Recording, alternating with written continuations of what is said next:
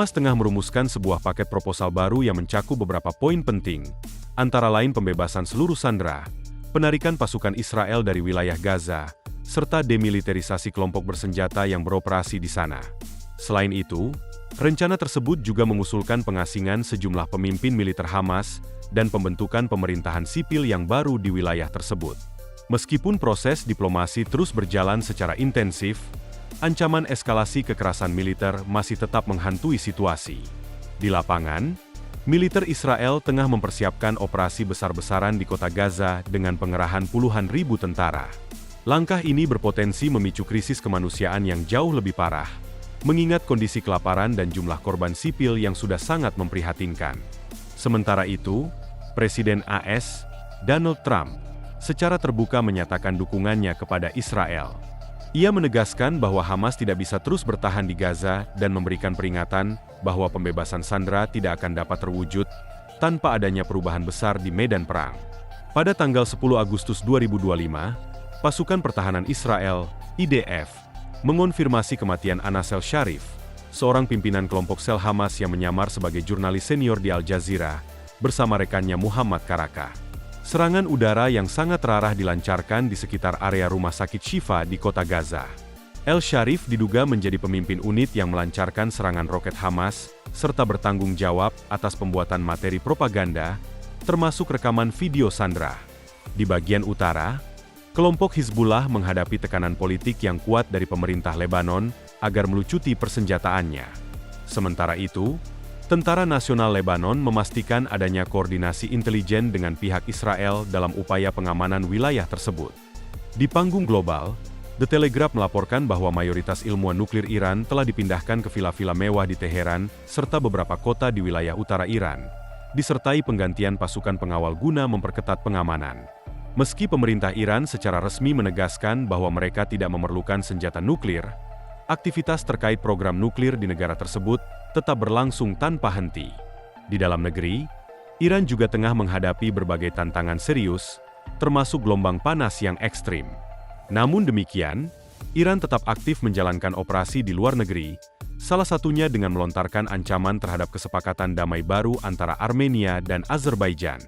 Teheran menuduh bahwa koridor darat yang menghubungkan kedua negara bisa dijadikan pangkalan militer oleh Amerika Serikat dan mengancam akan mengubahnya menjadi kuburan bagi tentara bayaran yang terlibat. Sumber intelijen mengungkap adanya operasi rahasia dari Korps Pengawal Revolusi Islam, IRGC, melalui unit khusus bernama Unit 190, yang bertugas menyuplai senjata kepada pasukan Houthi di Yaman. Jalur penyelundupan yang mereka gunakan sangat beragam, meliputi rute darat, laut, dan udara. Mereka memanfaatkan pelabuhan strategis seperti Al-Hudaidah serta wilayah di Oman, dengan menyamarkan barang-barang militer sebagai kargo sipil dan menggunakan dokumen palsu untuk mengelabui pengawasan. Sementara itu, Israel melancarkan serangkaian serangan presisi yang menargetkan fasilitas nuklir utama Iran di Natanz, Fordo, Isfahan, dan Arak. Operasi militer ini berhasil merusak kapasitas pengayaan uranium Iran, menghancurkan fasilitas konversi logam penting, dan memaksa para ilmuwan nuklir kunci Iran bersembunyi agar terhindar dari serangan. Laporan intelijen menyebutkan sebagian besar material nuklir yang ada telah dimusnahkan, meskipun Badan Tenaga Atom Internasional, IAEA, memperingatkan kemungkinan adanya cadangan tersembunyi di instalasi bawah tanah yang belum terdeteksi. Israel juga sukses menggagalkan serangan siber besar-besaran yang dilancarkan oleh Teheran dan sekutunya. Israel kemudian melancarkan serangan balasan yang melumpuhkan pelabuhan Syahid Rajai di Bandar Abbas, mengacaukan sistem perbankan, serta memblokir pusat data utama di Iran. Untuk menjaga keunggulan di dunia maya, Israel mengembangkan sistem pertahanan siber nasional bernama Cyberdome, yang dirancang khusus untuk menangkal upaya infiltrasi di masa depan.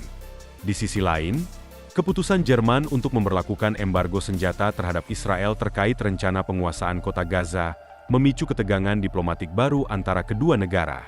Menanggapi hal ini, Israel mempertimbangkan untuk menangguhkan pengiriman senjata serta peralatan militer ke Jerman sebagai bentuk respons.